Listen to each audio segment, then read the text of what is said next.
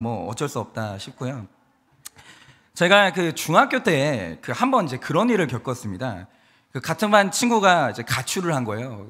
그때만 해도 가출하는 게 굉장히 큰 사건이었는데, 가출을 해가지고 한 3일 동안 이제 실종이 됐다가 이제 부모님한테 잡혀가지고 이제 다시 학교로 돌아왔죠. 그런데 여러분 생각을 해보십시오. 중학생이 가출을 하면 돈이 있겠습니까? 누가 알바를 시켜주겠습니까? 아무것도 할 수가 없는 거예요. 그래서 이 친구가 집을 나갔던 3일 동안 못 먹고 집을 나가가지고 공원에서 잠을 자는데, 그때 한여름이었거든요.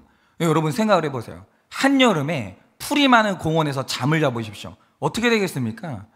완전히 머리부터 발끝까지 모기에 뜯겨가지고요, 눈이 부어가지고 온 거예요. 만신창이가 됐더라고요. 만신창이가. 그래서 제가 그 모습을 보고 진짜 너무 한심한 거예요. 집을 나가면 개고생인데 왜 나갔을까?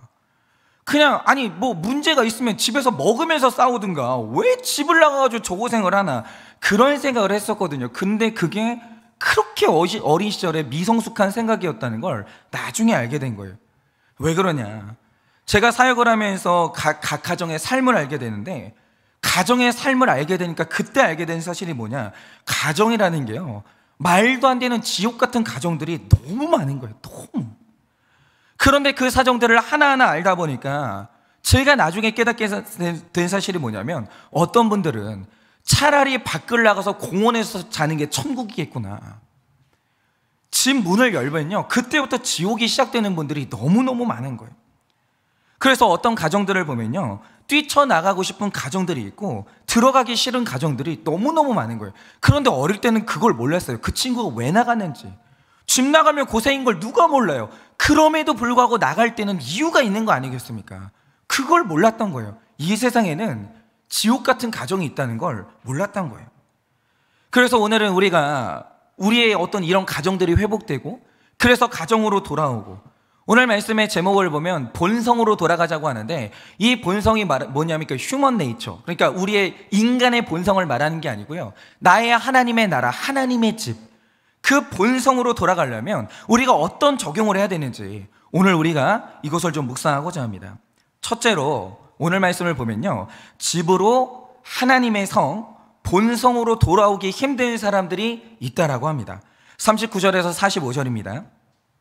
제사장들은 예수야의 집 여다야 자손이 973명이요 임멜 자손이 1052명이요 바술 자손이 1247명이요 하림 자손이 1070명이었느니라. 레위 사람들은 호디야 자손 곧 예수아와 감미엘 자손 74명이요 노래하는 자들은 아삽 자손이 148명이요 문지기들은 살룸 자손과 아들 자손과 달문 자손과 아굽 자손과 하디다 자손과 소베 자손이 모두 138명이었느니라 라고 합니다. 여러분 오늘 말씀을 보시면 39절에서 45절까지는 하나님의 전을 섬기는 제사장과 레위, 노래하는 자와 문지기들의 이름을 읽었습니다. 그러니까 이걸 오늘날로 말하면 목사님이 있고요, 그 목회자와 함께 섬기는 전도사님들이 있고, 찬양대가 있고, 그리고 교회를 섬기는 교회 관리 집사님, 뭐 이런 분들이 있는 거예요.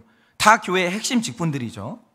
그런데 이들이 지금 본성, 그러니까 이게 지금 1차 포로 기간 때 왔던 사람들을 의미하는 건데, 이들이 지금 흩어졌다가 본성인 예루살렘으로 돌아오는데 심각한 장애 요인이 있습니다. 그러면 어떤 문제가 있었을까요?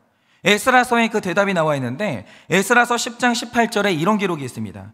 제사장의 무리 중에 이방 여인을 아내로 맞이한 자는 예수아 자손 중 요사닥의 아들과 그의 형제 마아세와 엘리에셀과 야립과 그달랴라라고 합니다. 그래, 이런 거죠. 스룹바벨 총독과 대제사장 예수아라는 굉장히 귀한 지도자를 쫓아서 1차 포로들이 예루살렘으로 돌아왔습니다. 그런데 다른 사람들이 아니었어요. 다른 사람이 아닌 제사장들이 이방 여인들과 불신결혼했습니다.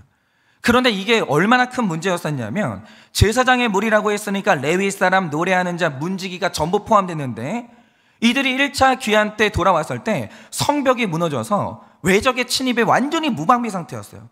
그래서 외적을 피해서 다른 곳으로 흩어지더니 모압, 암몬, 가나안의 여인들과 혼인을 하는 거예요. 그런데 왜 이게 문제냐, 이들이 아내가 있었다라는 거예요.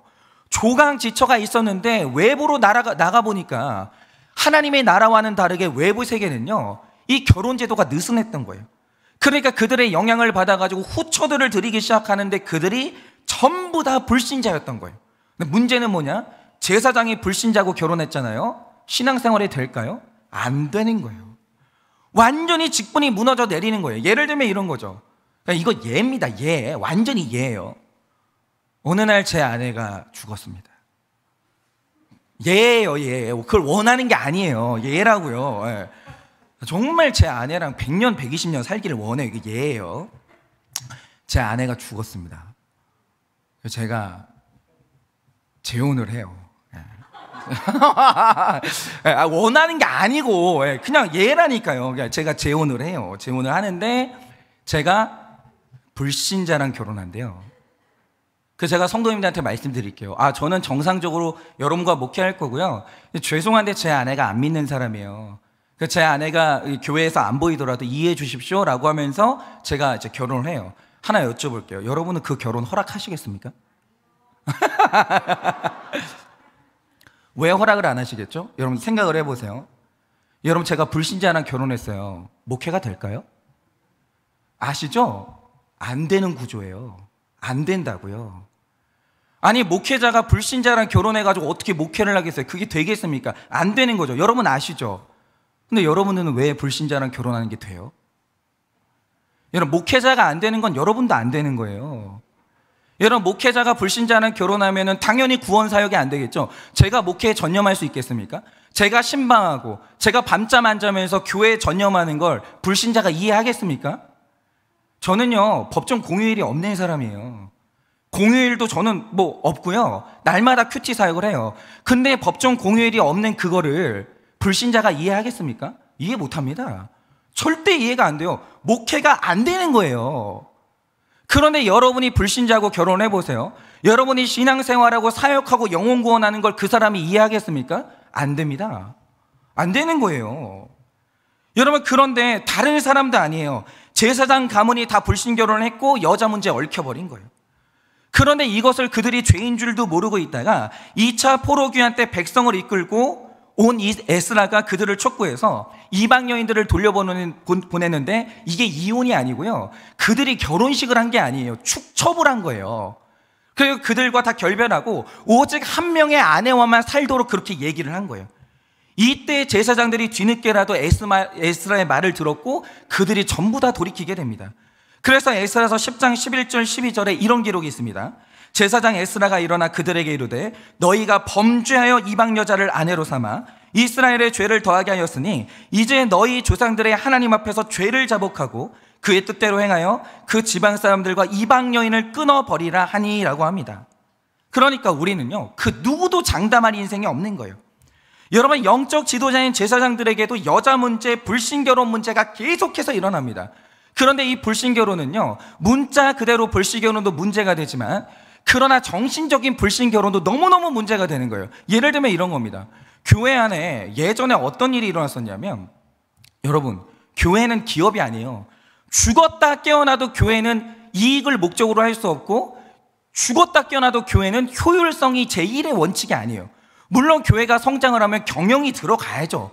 경영 기법이 들어가야 성도님들의 소중한 이 헌금 그리고 이 조직이 제대로 굴러갈 거 아닙니까? 그러나 경영 기법은 들어올 수 있어도 이게 본질이 기업이 될 수 없다라는 거예요.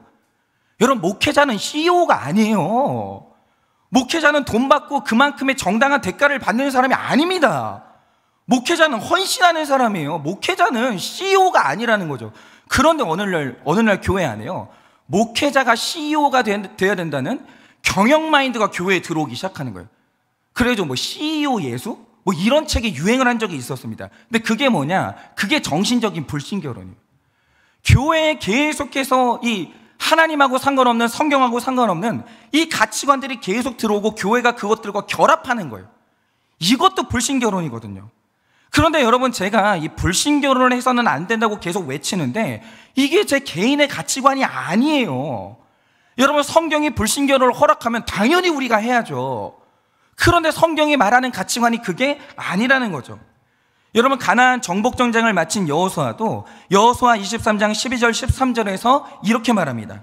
너희가 만일 돌아서서 이 민족 그러니까 이방 민족들을 가까이하여 더불어 혼인하며 서로 왕래하면 그들이 너희에게 올무가 되며 덫이 되며 너희 옆구리에 채찍이 되며 마침내 너희의 하나님 여호와께서 너희에게 주신 아름다운 땅에서 멸하리라, 이렇게 말합니다. 그리고 에스라서의 마지막도 제사장의 불신결혼을 끊어내고 불신결혼한 제사장들의 이름을 기록하는 것으로 마무리하고요, 또 느헤미야도 불신결혼을 금지하는 내용으로 이 책이 끝나요. 여러분, 우리가 집으로 하나님의 본성으로 돌아가는 데 심각한 장애가 되는 것이 무엇이냐? 육체적인 불신결혼, 정신적인 불신결혼, 이게 심각한 문제가 된다라는 거예요. 하나님의 본성으로 돌아갈 수가 없는 거예요. 여러분, 불신결혼에 이 가치관이 들어오고 불신결혼을 하게 되면요, 가정을 지키는 게 극도로 어려워지는 거예요. 여러분, 가정은요, 어떤 대가를 치러서도 지킬 만한 가치가 있는 거예요. 그런데 세상 가치관으로 타협한 불신결혼이 개인의 믿음에만 영향을 끼치는 게 아닙니다. 한 믿음, 한 언어가 통하지 않기 때문에 가정을 흔들리게 하고 나아가서 하나님의 공동체인 교회가 흔들리는 거예요. 그러니까 저는 이렇게 생각합니다. 이 가정이라는 게 교회가요, 문제없는 가정 교회는 없어요. 그런 건 없어요. 그런데 하나님 건강한 교회가 뭐냐면 이제 구조가 중요한데, 저는 늘 구조를 부르짖는 목사거든요. 가장 아름다운 구조가 뭐냐면 말씀이 왕 노릇하면 끝나요. 어떤 교회의 갈등도 어떤 가정의 갈등도요, 말씀이 가장 위에 있어가지고 왕 노릇하면 그 문제는 끝나는 거예요. 그러니까 교회가 어떤 문제가 생긴다 할지라도 딱 한마디만 있으면 되는 거예요. 말씀에 뭐라고 그랬니? 목사님이 이번 주 설교에 뭐라고 그랬니? 그러니까 건강한 교회의 특징이 뭐냐면요, 말씀이 최고의 권위 위에 있고 말씀 앞에 모든 사람이 고개를 숙이는 거예요. 그러면 사실은요, 문제가 있어도 금방 끝나요. 금방.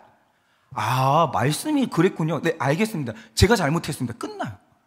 가정도 마찬가지예요. 왜 가정에 문제가 없겠어요? 그런데 있잖아요, 말씀의 권위자가 있는 가정과 말씀의 권위자가 없는 가정은 완전히 달라요, 질이. 말씀의 권위가 있는 가정들은요, 딱 이래요. 저도 이번 주에 저희 부부 목장이 그랬는데, 부부가 싸우죠. 근데 부부가 한 말이 이거예요. 공동체에 가서 물어보자. 끝나요. 공동체에 가서 물어봐서 제 말만 듣는 게 아니라 공동체의 지체들의 의견을 다 들어봐요. 다 들어보고 하는 말이 뭐냐? 아, 그러네요. 끝나요. 그리고 문제 해결이에요. 그리고 그 주에 또 어떤 문제가 생긴다? 그럼 답은 딱 하나예요. 공동체에 가서 물어보자. 그럼 돼요. 그러면 문제가 해결되는 거예요. 근데 문제가 뭐냐? 공동체가 없는 거예요. 권위가 없는 거예요. 여러분, 그런데 생각을 해보세요. 한 사람은 말씀이 있어요. 한 사람은 말씀을 멸시하는 사람이요. 이 두 사람이 만나가지고 무슨 합의를 이루겠어요?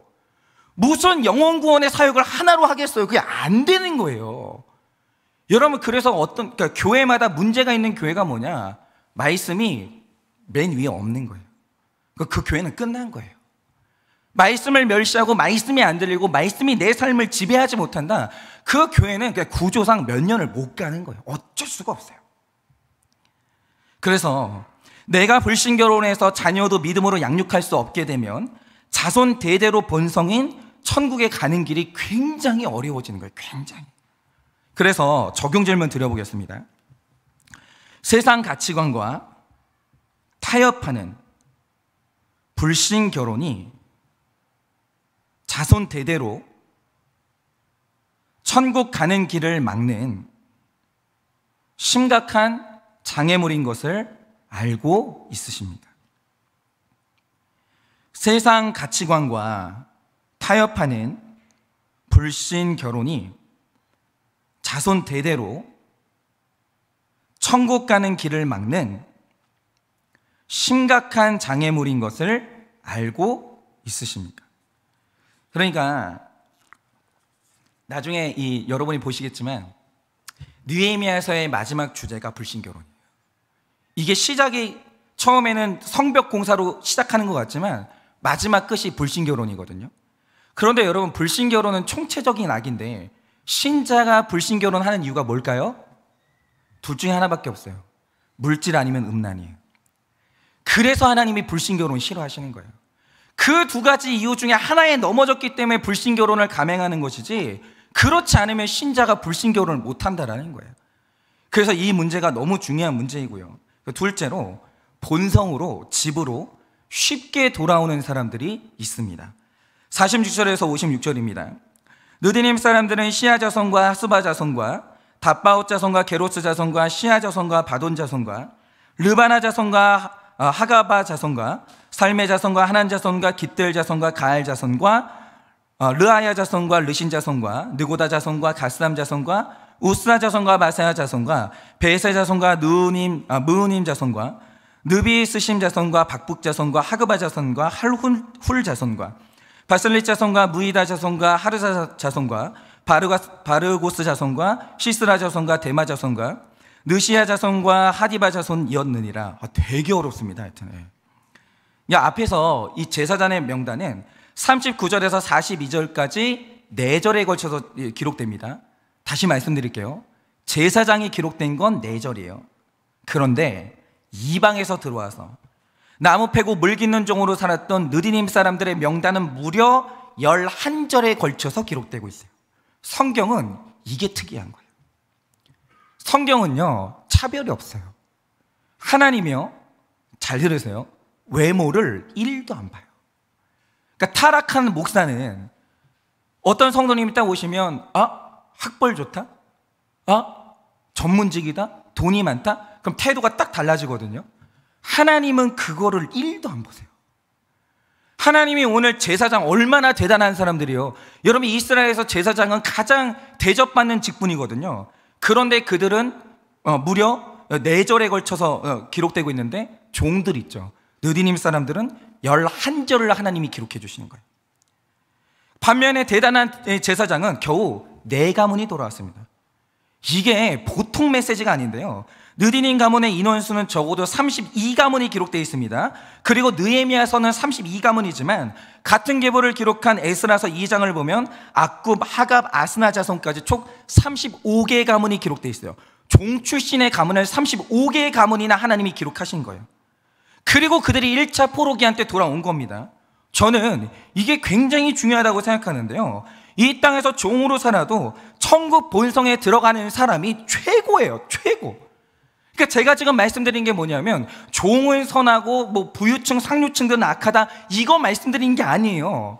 하나님이 껍데기를 안 보신다는 거예요. 예수씨가 있냐 이것만 중요하지 그 외에 다른 모든 것들은 다 비본질이라는 거예요. 껍데기 보지 말라라는 거죠. 여러분, 하나님께서요, 예수씨가 있으면요, 비천한 느디님을 이렇게 높이시는 거예요. 하나님은요, 눈치를 안 보십니다. 이 성경 읽을 사람들이 누군가? 그렇죠. 여러분, 세상에 대단한 사람들의 이름이 기록되어 있으면 많은 사람들이 읽겠죠. 하나님은 그거 상관없는 거예요. 여기에 기록되는 사람은 누구냐? 어떤 직업을 가졌냐? 성별이 뭐냐? 이건 하나도 상관이 없어요. 하나님이 오직 중요하게 보는 건 뭐냐? 예수씨 있냐? 믿음 있냐? 그것만 보는 거예요. 그런데 여기에만 기록된 것이 아니라 에스라와 역대상의 이 느디님, 종 출신의 비천한 사람들을 뭐라고 기록하고 있느냐? 본성에 돌아와서 하나님의 기업에 거한 자들, 이렇게 계속해서 기록을 해주는 거예요. 아주 자랑스럽게 올라가 있습니다. 여러분, 느디님 사람도 제사장과 레위처럼 성전을 섬겼어요. 하지만 이들은요, 포로예요. 전쟁에서 졌던 이방인들이기 때문에 이들은 전쟁의 전리품이었다는 거예요. 그렇기 때문에 이들은 가장 낮은 위치에서 호칭이나 직분도 없어요. 여러분, 이스라엘 사람들이 느디님 사람 부를 때 어떻게 불렀는지 아십니까? 이놈아, 야, 이렇게 불러요. 이름도 안 불러주는 거예요. 허드렛 일을 하면서 섬겼습니다. 그런 느디님이었기 때문에 누구보다 하나님을 사모하고 본성에 돌아오는 자가 됐다라는 거예요. 여러분, 우리가 지금 40년 여기까지 왔거든요, 교회가. 그 앞으로 40년 더 가려면 우리가 굉장히 중요한 원리를 알아야 되는데, 보세요. 하나님이 처음에 제사장들을 세우실 때 그들한테 아름다운 옷을 입혀줬거든요. 그걸 이제 세마포 옷이라고 하는데, 하얗고 거기에 구할 수가 없었던 청색, 홍색 실을 달아주고 보석들을 달아줬어요. 그런데 그런 옷을 입힐 때 하나님이 의도하셨던 게 뭐냐면, 너희들의 직분이 얼마나 중요한 것인지 깨닫고 너희들이 얼마나 깨끗한 몸과 마음으로 살아야 되는지 잊지 말라. 이 옷을 보면서 몸과 마음을 단정히 해라. 이런 의미에서 입혀주신 거예요. 그런데 중요한 게 뭐냐? 남들은 못 입는 옷을 입었으니까 책임감이 막중했다라는 거죠. 그리고 내가 깨끗하게 살지 못하면 죽어도 좋다, 이런 각오로 처음에는 그 옷을 입었어요. 근데 시간이 지나다 보니까 그 옷이 너와 나의 계급을 나누는 기득권이 된 거예요. 그러자 어떤 일이 일어났냐, 제사장이 기득권이 되니까 하나님이 그 옷을 벗겨버리고 은혜 받은 느디님을 성경 전반에 배치해버리는 거예요. 여러분 잘 들으세요. 교회에 직분이 있죠, 사역이 있죠. 근데 이제 교회사의 흐름이 뭐냐면, 이게 인간이기 때문에 이 직분이 어느 날 기득권이 돼요. 그러면 하나님이 기득권자들을 치워버려요. 그 치워버린 다음에 그 다음에 하는 게 뭐냐, 가장 밑에에서 은혜 받은 사람들을 다시 위로 올려요. 그런데 이 사람들이 어느 날 이걸 기득권이 되거든요. 그럼 하나님이 그 사람들을 또 치워요. 그리고 가장 밑에 있던 은혜 받은 사람들을 위로 올려요. 이게 이제 순환인데, 그래 이런 거죠. 목사가 기득권자 되잖아요. 하나님이 치워버리시는 거예요. 그리고 가장 비천한 다윗 같은 목사 있죠, 하나님이 그 은혜 받은 사람 다시 세우시는 거예요. 그러니까 이런 거죠. 감히 교회 직분을 기득권 삼잖아요. 제일 싫어하시는 거예요. 그러니까 저는 지금도 제가 감히 제가 설교할 때 들어보셨죠? 저는 저는 무명의 목사이기 때문에 감히 제가 한국 교회를 논하고 이러진 않습니다. 그런데 오늘 이 말씀을 보면서 진짜 제 자신이 조심하는 게 뭐냐면, 지금 목회자들이 하나님 앞에서 진짜 하나 다시 바로 서야 되는 게 있는 게 뭐냐면, 목회자들이 귀족화가 됐어요. 이거 굉장히 큰 문제입니다. 목회자들이요, 어느 날 자기가 사회의 지도층인 줄 알아요. 물론 직분상은 중요하죠. 그러나 그 귀족 아니에요. 직분이에요. 여러분, 십자가는 금으로 만들어가지고 목으로 걸고 다니는 게 아니고요, 등에 지고 가는 거예요. 그런데 어느 날부터 이제 목회자가 있잖아요, 귀족화가 됐어요. 왜 목회자가 대접받아야 됩니까? 왜 목회자가 특별 대우 받아야 됩니까? 그런 게 어디 있습니까? 그런데 어느 날 목회자가요, 권위라는 것은 영혼구원에 쓰라고 주신 건데 그게 어느 날 기득권이 되는 거예요. 그래서 하나님이 있잖아요, 기득권이 된 교회에 성령의 촛불을 뺏어버리시는 거예요. 그리고 하나님이 지금 은혜가 있는 교회에 그 촛대를 다시 보내주고 계시는 거예요. 여러분, 우리 교회에 어느 날 이 목사라든지 여러분들이 자기가 가지고 있는 걸 기득권화 되잖아요. 하나님이 그날로 촛대를 뺏어버리시는 거예요. 그랬다라는 거죠. 그러니까 그들이, 이 제사장들이요, 직분이 높은 레위 사람들이 자기 직무를 잃어버리니까 고작 74명만 돌아왔어요. 그런데 느디님 사람들이 어떻게 이렇게 많이 돌아왔을까요? 은혜가 있었거든요. 나 같은 종이, 하나님이 나를 이 본성의 이 식구로 나를 받아주셨어. 여러분, 이 은혜가 있으니까 그들이 많이 돌아오는 거예요.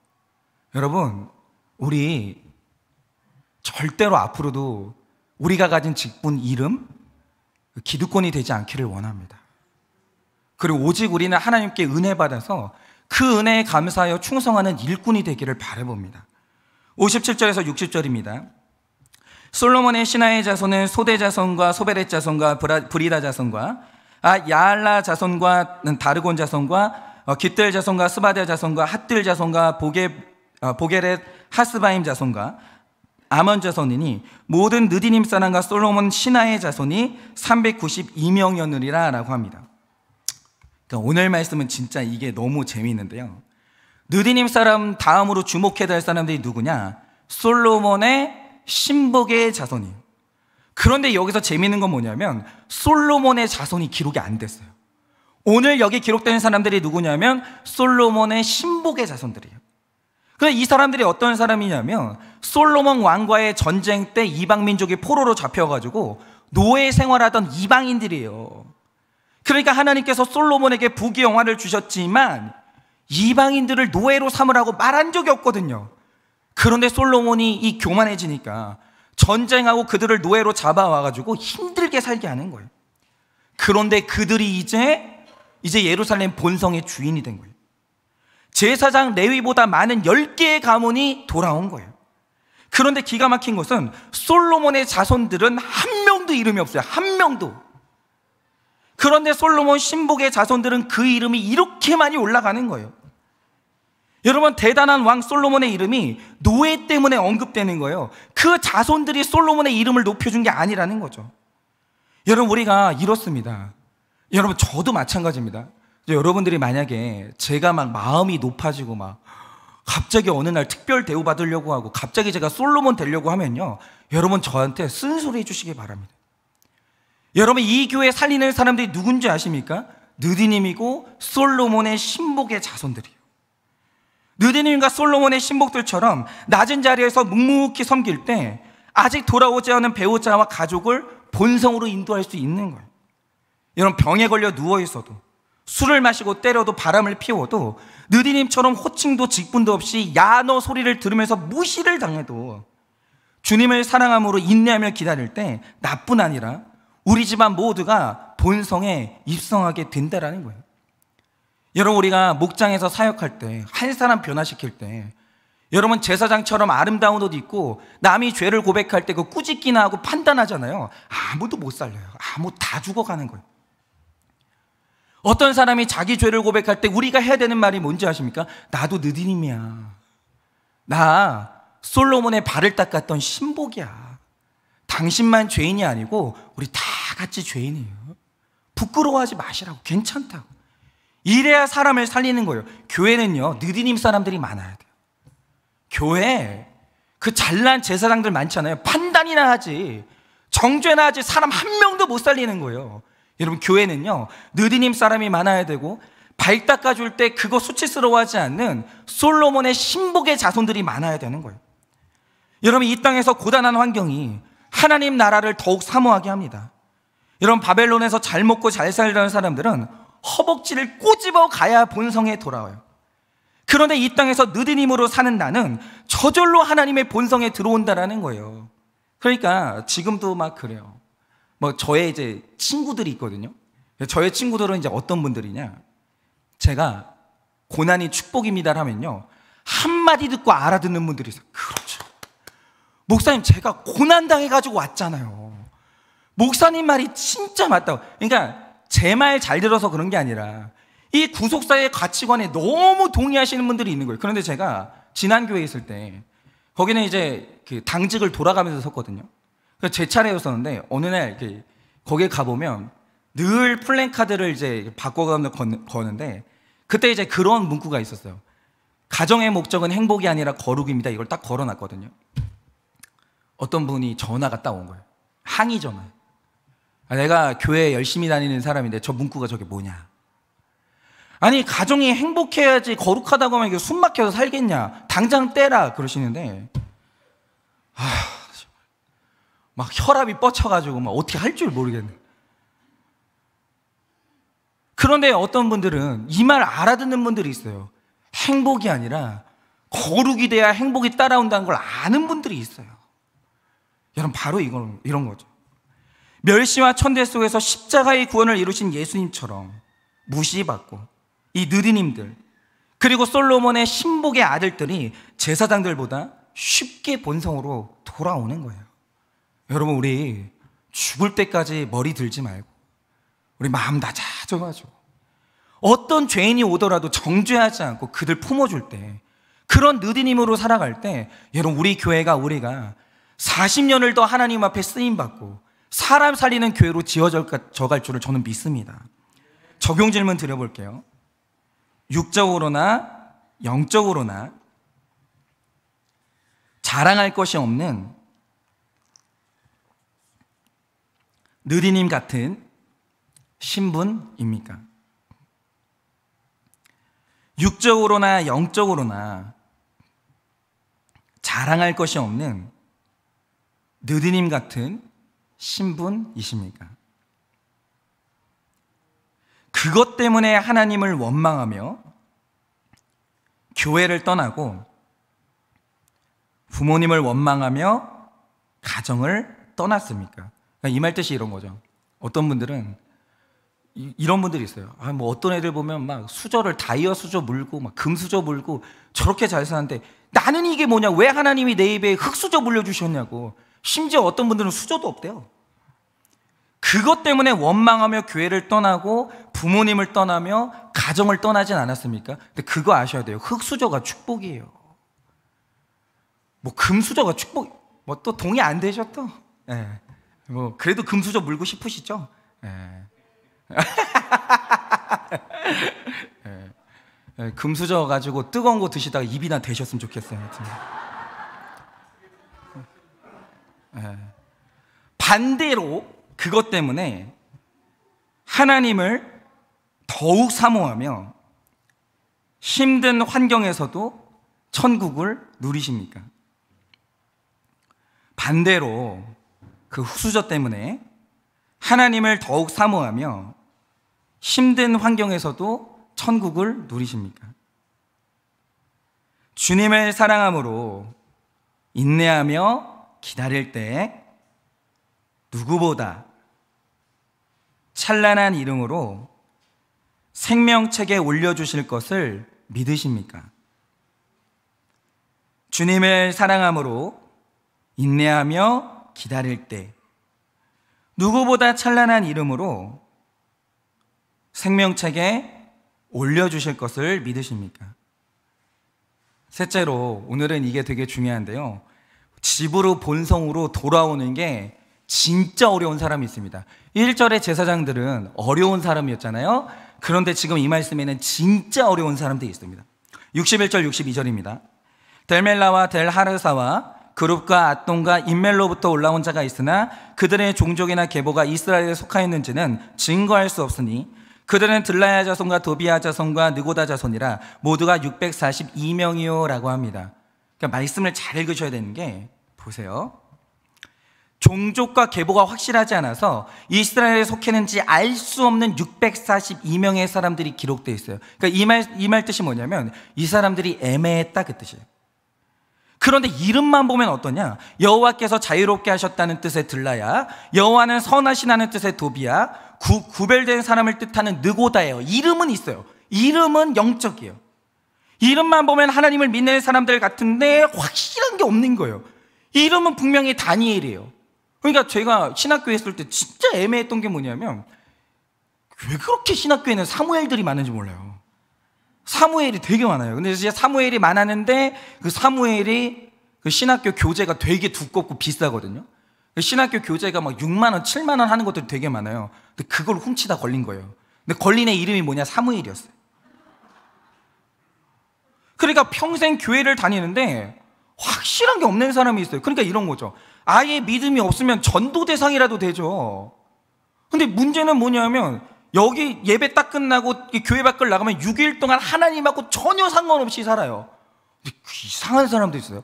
상관없이 살다가 7일째 되면 어김없이 예배를 오네. 애매하잖아요. 믿는 사람인가? 보면 6일 동안 불신자고, 불신자인가? 근데 주일날 보면 예배 자리에 와 있고. 그러니까 이런 분들이 있잖아요. 자기 자신도 헷갈리기 때문에 예수님 믿으세요라고 하면 우리 집이 3대째인데 어떻게 나한테 그런 질문을 하냐고 하면서 화를 내요.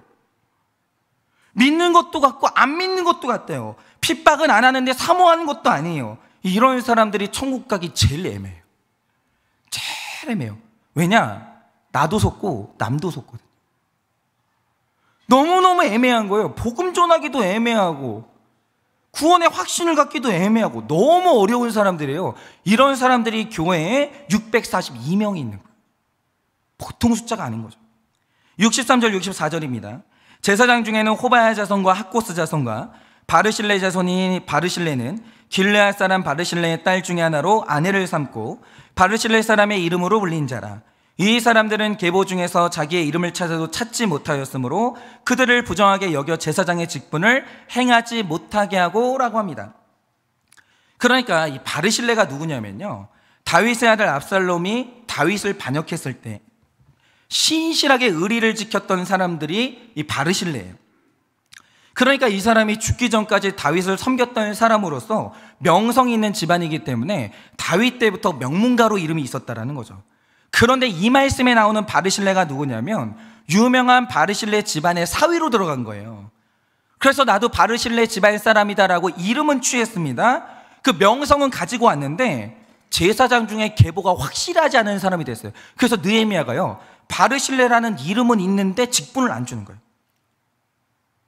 왜? 이유가 뭐냐면 이 사람이 포로로 끌려갈 때 우리나라가 망한 것 같은 거예요. 그러니까 이름은 취했는데 제사장의 직분은 버려버린 거죠. 예전에 일제시대 때 명문가의 집안이었었는데 우리나라가 망한 것 같은 거예요.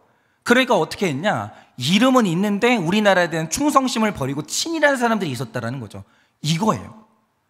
그러니까 이름은 좋은데 제사장의 사명을 우습게 알고 버렸기 때문에 이들은 제사장의 직분을 수행할 수가 없었던 거예요.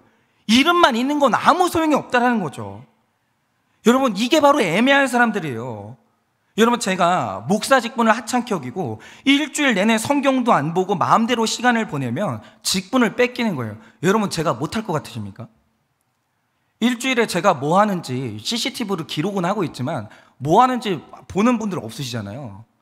그럼 제가 이제 어떤 사람이냐면 제가 사기꾼 기질이 있거든요.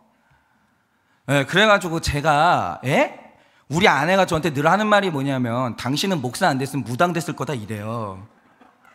제가 아내한테 이런 말이나 듣고 살아요. 그래서 여러분, 제가 근데 일주일 내내 놀고 있다가 직분을 하찮게 여기고 있다가 금요일 날 명설교자 설교집 한 10권 모은 다음에 거기서 똑같은 본문에 명문구만 뽑아가지고 결합해가지고 설교 못할 것 같습니까? 합니다. 왜 못합니까? 그리고 이제 올릴 때 이제 걸릴 게 두려워서 온라인에만 안 올리면 되는 거예요. 그리고 할 수 있죠. 왜 못해요? 여러분, 이게 뭐냐면 기만이고 위선이고 목사의 직분을 하찮게 여기는 거예요. 여러분을 속일 수 있겠죠. 근데 하나님을 속일 수 있겠습니까? 아니요. 여러분, 이렇게 애매한 목사는요, 직분을 뺏기는 거예요. 그리고 그 직분을 뺏길 뿐만 아니라 자녀도 축복을 받을 수 없는 거예요. 우리 딸이 그런 제 삶을 보면서 여러분, 멀쩡한 신앙인이 되겠습니까? 절대로 안 됩니다. 절대로. 그럴 수가 없죠. 오히려 우리 애가 저를 보면서 하나님이 없다는 증거로 삼는 거예요. 여러분도 그래요. 가정의 제사장으로 목자로 세워진 여러분, 우리가 마찬가지입니다. 우리가 영적 지도자의 직분을 하찮게 여기면서 교회 와서는 아멘 아멘 하지만 여러분, 우리가 일주일을 살면서 큐티 안 하고 예배 빠지고 술도 못 끊고 음란을 못 끊는다면 직분을 뺏기고요, 우리 자녀들도 세상에 뺏기는 거예요. 믿음이 확실하지 않은 부모님들 때문에 자손들이 그 고생을 하는 겁니다. 여러분, 직분 회복하시고요, 사명 회복하세요. 사람을 보고 사람이 좋아서 쫓으면 믿음 유지하는 거 정말 어렵습니다. 제가 요즘에 와서 제 아버지의 사랑을 진짜 느끼거든요. 왠지 아십니까? 저희 아버지는 은퇴하셨어요. 그리고 저희 아버지는 이제 사명 다 끝나신 분이에요. 그런데 저희 아버지가요, 교회를 못 나가도 혼자 새벽 예배를 쉬지를 않아요. 저희 어머니 증언이 그래요. 그냥 일어나시면 침대에서 뭐 아무것도 안 하고 바로 자세 바꾸고 엎드려가지고 기도를 시작하는 거예요. 근데 저희 아버지가 그렇게 하시는 이유가 뭔지 아십니까? 내 아들 목회하고 있는데 내가 허투루 살면 하나님이 은혜를 주시겠는가? 저희 아버지가 그래서 은퇴하시고도 목사로 사시는 거예요. 아들들 때문에. 제가 그 은혜와 사랑을 어떻게 감당할 수 있겠어요? 어릴 때 철이 없어가지고 우리 아버지 가난하고 하다고 무시했지만 지금 제가 지금 해가지고 아버지의 사랑을 측정할 수가 없는 거예요. 우리 아버지 사랑이 이렇구나. 저희 아버지가요, 아직도 자식들을 위해서 살아요. 내가 자식들 때문에 똑바로 살려고 노력을 하시는 거예요. 여러분, 부모는요, 자녀들 결혼시키잖아요. 그 다음부터는 자녀 인생을 위해서 내 인생 잘 살아야 되는 거죠. 여러분, 바르실레의 신실함과 그 사명을 따라야 되는데 이 사람이요, 이름으로만 불리니까 사명이 유지가 안 되는 거예요. 그러나 이 사람들이 확실하지는 않아도 본성에 입성하긴 했습니다. 그러나 우리 모두 하나님의 사명 때문에 이 땅에 태어나서 사명 때문에 살고 사명 때문에 죽는 거예요. 여러분, 우리 교회는요, 둘 중에 하나예요. 배우든가 가르치든가 둘 중에 하나예요. 배우는 거 끝나셨습니까? 가르치세요.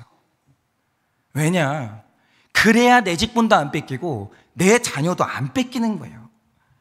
그 사명 버리고 사랑과 명성만 쫓으면 확실하지 않은 믿음으로는 본성으로 들어가는 게 너무 어렵다는 거죠. 여러분, 한일교회 다니는 여러분들은 애매한 사람 되지 마시기를 바랍니다. 65절입니다. 총독이 그들에게 명령하여 우림과 둠밈을 가진 제사장이 일어나기 전에는 지성물을 먹지 말라 하였느니라 라고 합니다. 그러니까 지금 제사장의 이름은 있으나 확실치 않은 사람들이 있었는데 하나님의 판결인 우림과 둠밈을 가진 제사장들이 일어나기 전에는 지성물을 먹지 말라라는 거예요.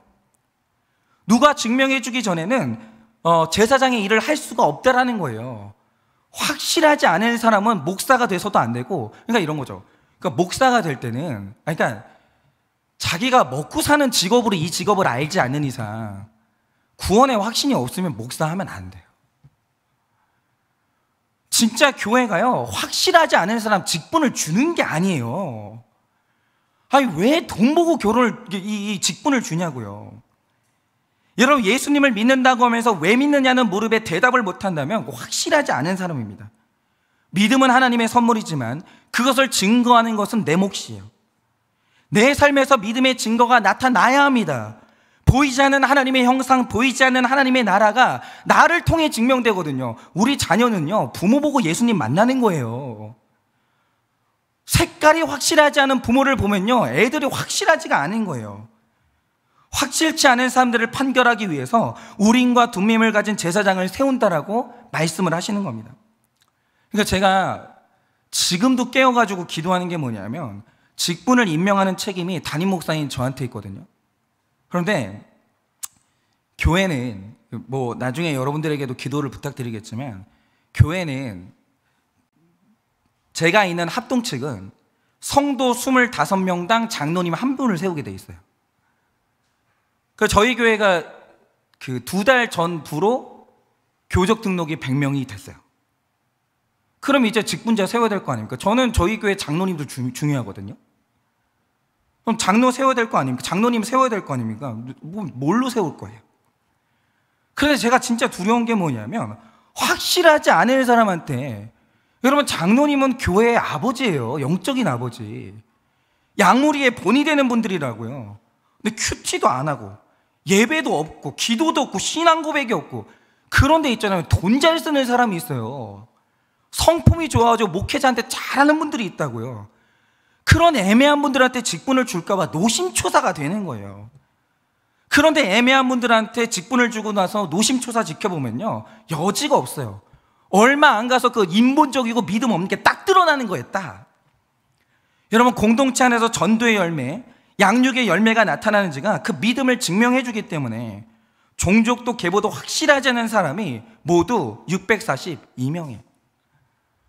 그래서 제가 오늘도 그런 얘기를 들었는데 그러시더라고요. 이게 친척 중에 한 분이 진짜 불신자인데 이상하게 돈 쓰는 사람을 만나가지고 막 식구들한테 차를 사준대요. 난 그런 사람 한 명만 있었으면 좋겠는데, 어쨌든 간에 막 차를 사준다는 거예요. 그런데 중요한 게 뭐냐면, 돈은 공짜가 없거든요. 돈은 다 의미가 있을 거예요. 차 사주고 뭐 요구하는 게 있을 거 아니에요. 근데 불신자가 차를 사준대요. 저는 그거 선하지 않다고 보거든요. 언제 봤다고 차를 사줘요? 예수 없는 사람 중에 돈을 생색 없이 쓰는 사람 아무도 없거든요. 근데 그걸 넙죽넙죽 받는 거예요, 사람들이. 그런데 우리 교회 성도님 중에 이런 분이 있어요? 그거 우리는 안 받는다는 거예요. 그 돈이 세상에서 제일 무서운 건데 왜 내가 그걸 받냐라는 거죠. 확실해야 됩니다. 그렇게 확실해야죠. 근데 확실하지 않은 사람이 교회 642명이나 있어요. 근데 그런 사람들 중에서 장로님이 한 사람이 된다? 끔찍한 거예요, 정말. 여러분, 그런데 중요한 게 뭐냐면, 이 애매한 사람들이 공동체에서 쫓겨나지 않아요. 왜냐? 이래도 저래도 우리가 품고 같이 가다 보면 제사장 일은 못한다 할지라도 그들도 본성에 입성하는 자가 되는 거예요. 그래서 제가 오늘 좀 말씀을 드립니다. 뭘 말씀을 드리냐면, 지금도 이 구속사가 확실하지 않은 분들이 있어요. 정죄 절대 안 합니다. 어렵죠. 아까도 말씀드린 게 말이 돼요? 금수저가 아니라 흙수저가 축복인데 말이 되냐고요, 말이. 저도 싫어요. 우리 애는 흙수저로 태어났어요. 어쩔 거예요, 저거를. 그러나 이게 이해가 안 되죠. 안 되는데, 여러분 이해가 안 되시잖아요. 그럴 수 있어요. 그냥 공동체에 붙어만 계세요. 그러면 하나님께서 그 말 뜻이 뭔지 이해시켜 주시는 날이 오고, 하나님께서 분수령적인 회개를 가능하게 하시는 날은 반드시 옵니다. 그러니 여러분, 이 본성 같은 믿음의 공동체에 붙어 있으세요. 그것만 하셔도 하나님께서 이루실 줄을 믿습니다. 적용 질문 드립니다. 주일 예배만 겨우 드리고 구원에 관심도 없는데 누가 전도하려고 하면 나는 교회 다닌다고 펄쩍 뛰며 거절을 하십니까? 그러니까 제가 어제 되게 겸손한 고백을 하나 들었는데 어떤 성도님이 저희 교회를 오시면서 신앙생활 오래 하신 분이에요. 잘하신 분이고. 그런데 우리 성도님이 구속사를 깨닫고 말씀하신 게 뭐냐면 목사님 저는 지난날의 신앙생활 다 무너뜨리고요. 다시 시작하겠습니다. 근데 그게 얼마나 겸손한 고백인지 몰라요. 나는 그렇게 할 수 있을까? 그거 너무 어렵거든요. 여러분 누가 여러분들한테 구원의 확신이 있으세요? 그럼 목사도 그거 다시 생각해야 돼요. 왜 기분 나빠요? 누가 여러분들한테 와가지고 저는 저를 양육해 주셨던 목사님이 주기적으로 물었어요. 박현선 목사, 예수 믿니? 이 질문이 얼마나 무거운 질문인지 몰라요. 그 질문 들으면 늘 겸손하게 그런 생각을 하는 거예요. 나 진짜 예수님 믿나? 왜냐? 돈 문제 앞에서 예수님이 안 믿어질 때가 너무 많더라고요. 음란의 문제에서요, 예수님이 안 믿어지는 때가 너무 많더라고요. 여러분, 우리 이런 질문 앞에서 겸손해야 됩니다. 주일 예배만 겨우 드리고 구원에 관심도 없으면서 누가 전도하려고 하면 나는 교회 다닌다고 펄쩍 뛰며 거절합니까? 아니요. 진지하게 들으십시오. 그래서 제 부부 목장에서 이번 주에 그 목장하실 때 단답형으로 이거 다 여쭤보세요. 예수 믿으세요? 요거 다 그 목자님들, 부부 목자님들은 이거 질문하세요. 예수 믿으시냐고. 대답 듣고 보고하세요. 누가 뭐라고 기록하셨는지. 아니 뭐라고 하려고 하는 건 아니고 그냥 궁금해서요. 교인, 집사로 이름만 올리고 직분을 행하지 않으면서 죽어서 천국에만 가면 되지 하고 생각하십니까?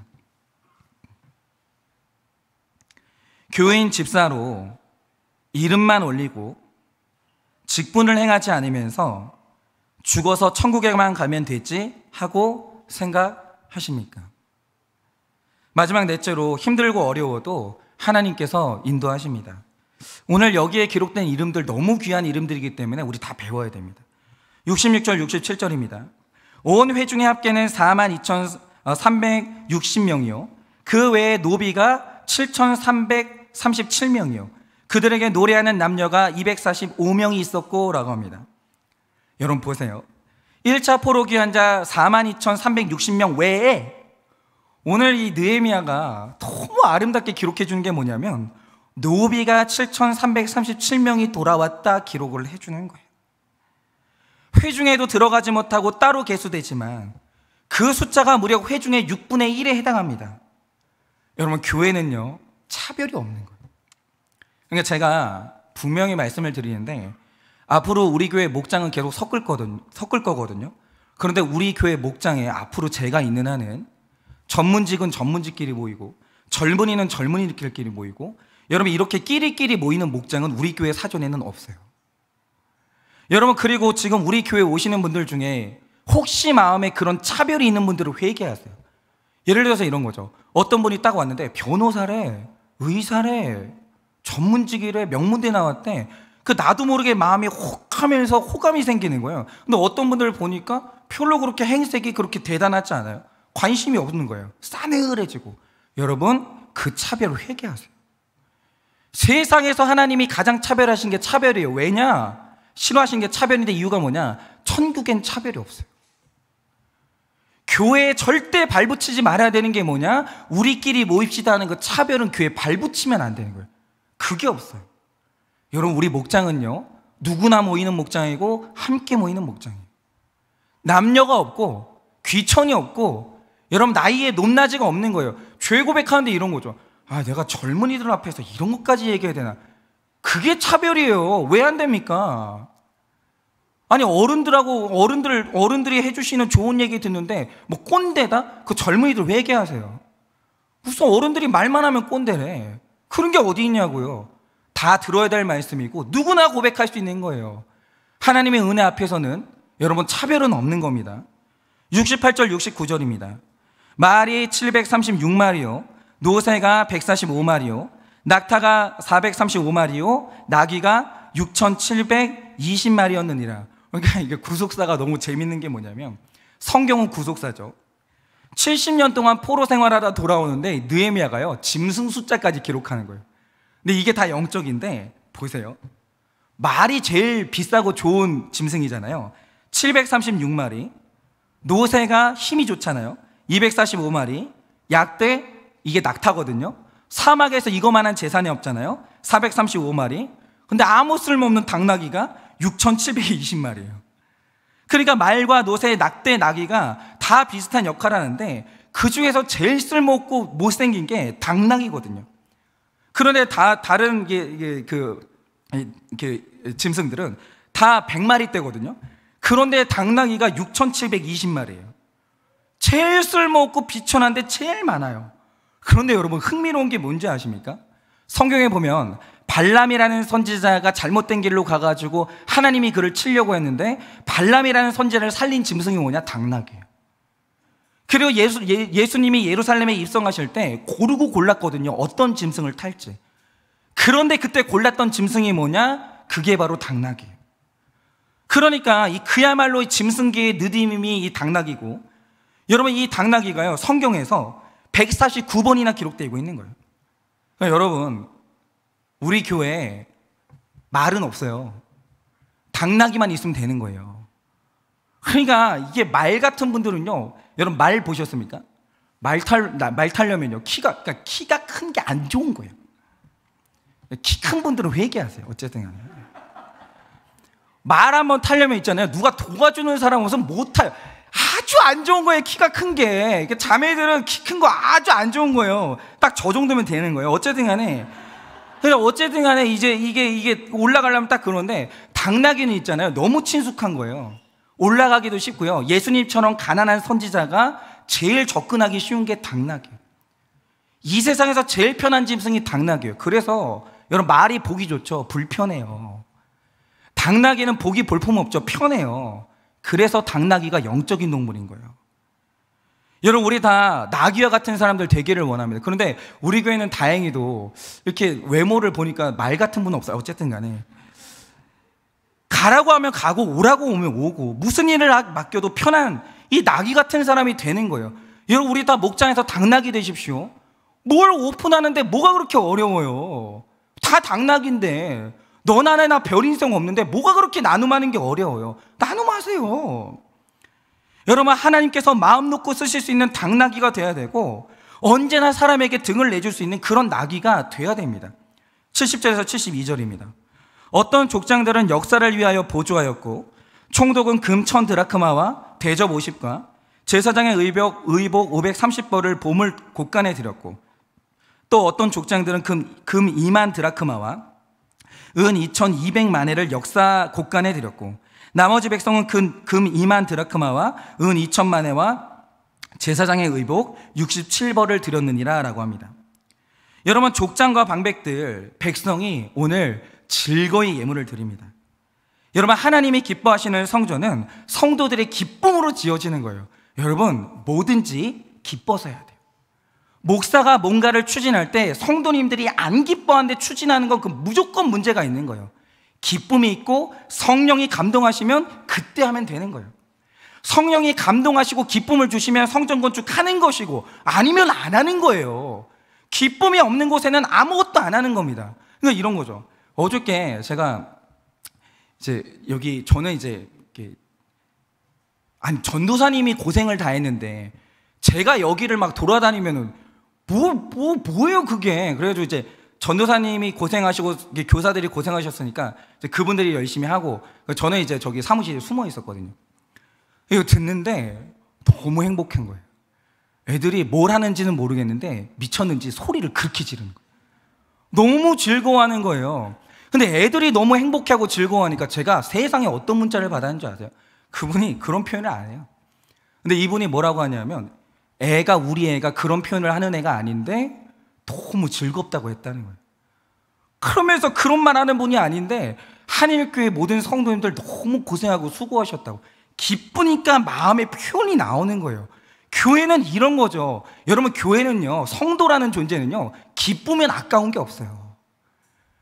근데 기쁨도 없는데 왜 억지로 끌어내냐고요. 우리는요, 성령 충만하면요, 아까운 게 없는 사람들이에요. 교회는요, 돈이 없어도요, 교회는 기쁨이 없으면 못하는 일이 없어요.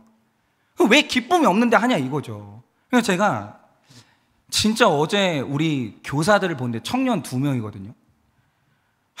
정말 여자애들 2명인데, 야들이 진짜 애들 섬긴다고 토요일 밤부터 와가지고 밤새도록 준비를 하는데 다음날 아침에 보니까 몰골이 처녀 귀신이더라고요.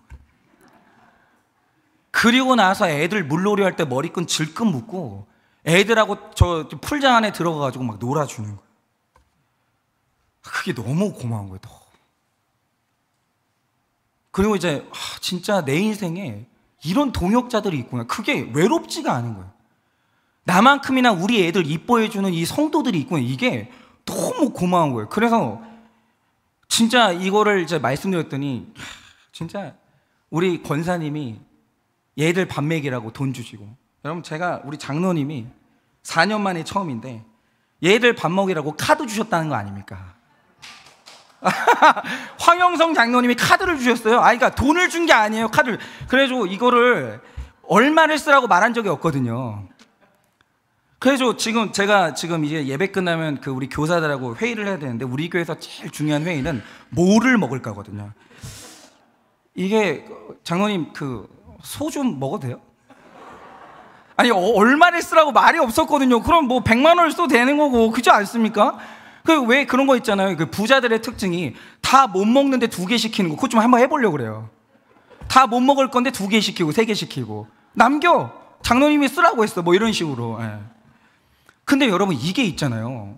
장로님이니까 얼마 내시고 권사님이니까 얼마 내시고, 그렇게 비인격적인 거 하면 안 된다는 거예요. 교회는요, 우리는요, 기쁨이 있습니다. 하나님이 주시는 기쁨이 있잖아요. 말 안 해도 돼요. 우리는 알아서 해요. 왜 목사가 초를 치냐 이거죠. 그 전에 우리는 말씀의 기쁨만 얻으면 되는 거예요.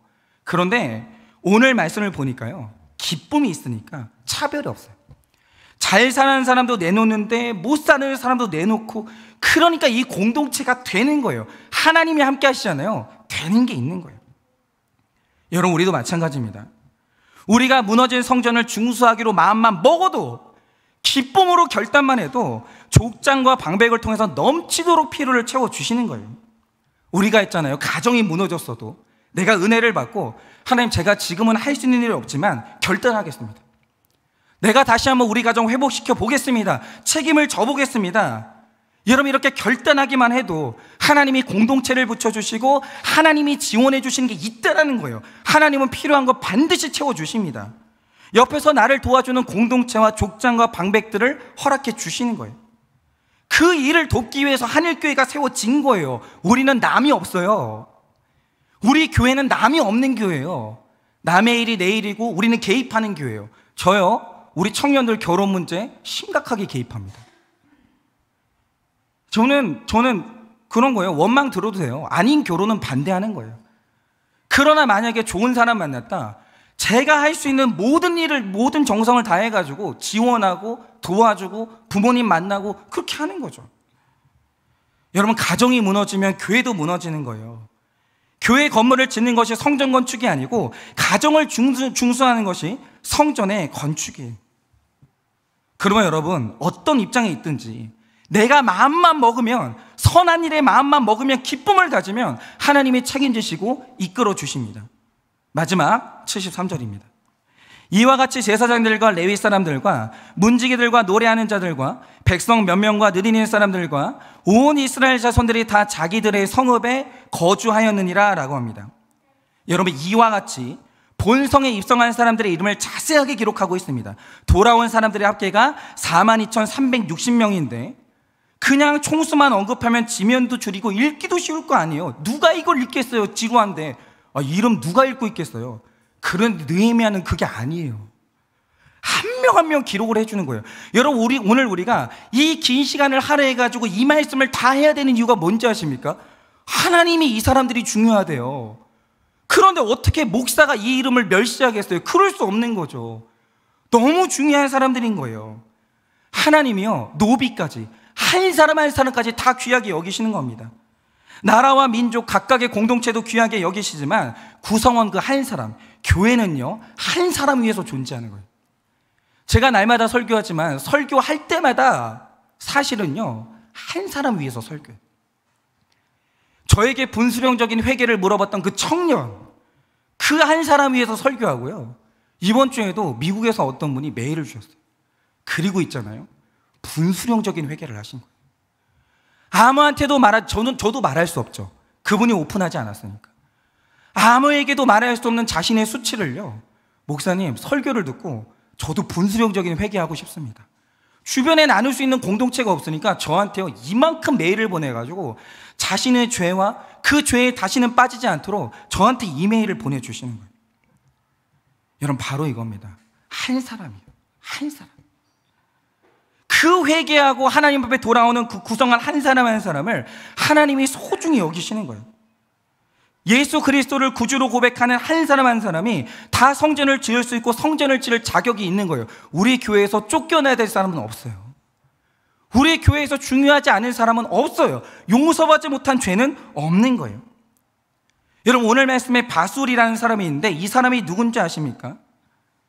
이 사람이 예레미야를 죽이려고 했던 예수님의 원수예요. 하나님 나라의 원수. 그런데 이 사람도 회개하니까 하나님이 오늘 바수울의 자손도 제사장 가문 중에 하나로 받아주시는 거예요. 어떤 죄를 지었어도 교회는요, 회개만 하면 다 받아주는 거예요. 하나님을 대적하고 믿는 사람들을 핍박했어도, 간음과 살인죄를 지어서도 오늘 예수님께 회개하면 다 받아주는 거예요. 다. 여러분, 우리 교회가요, 죄를 회개한 사람 절대 판단 안 합니다. 저 사람이 저런 죄를 지었대, 바람 폈대. 우리 교회 성도님들 중에 그런 분은 없어요. 회개했으면 박수 쳐주고 공동체로 껴안아주는 거지. 아니, 어디 회개한 죄를 가지고 수근수근 대면서 그렇게 그 사람을 저희가 비난하겠습니까? 하나님이 안 하시는데. 여러분, 교회만 그런 게 아니에요. 여러분, 가정을 중수한다는 게 뭡니까? 원수는 가족 중에 있거든요. 죽도록 미워하는 죽도록 미워하는 식구가 있지 않겠습니까? 여러분, 회복하세요. 가정 회복하세요. 다 용서하시고 다시 껴안으세요.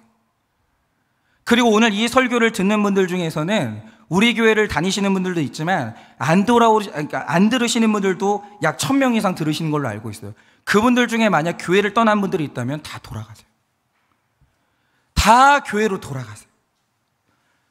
여러분, 혹시라도 지금 내가 죄를 지었기 때문에 내가 회복하기 전까지는 난 돌아갈 수가 없다, 그거 말도 안 되는 소리예요. 여러분, 지금 돌아가세요.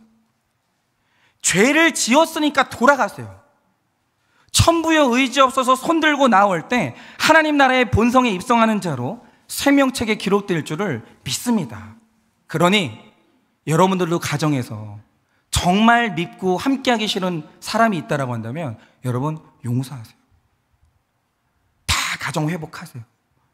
오늘 이 이름에 비천할 사람들을 회개하고 돌아오니까 하나님이 다 본성의 식구로 받아주시는 거예요. 여러분, 용서하세요. 그리고 여러분들도 다시 각 가정으로 돌아가세요. 적용 질문 드립니다. 본문에 기록된 많은 사람 중에 나는 어떤 사람입니까?